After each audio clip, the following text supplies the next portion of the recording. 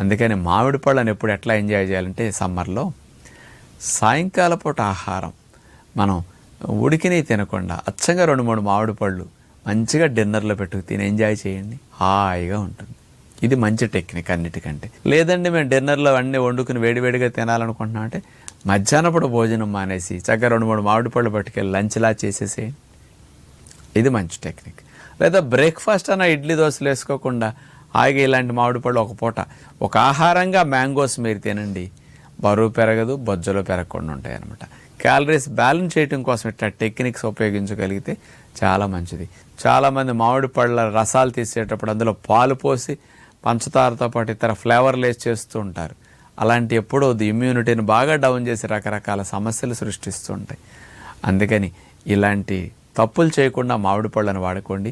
వేడి చేస్తుందనే మాట మీ నోట రాకుండా ఉండాలంటే వేసవకాలం 4-5 లీటర్ల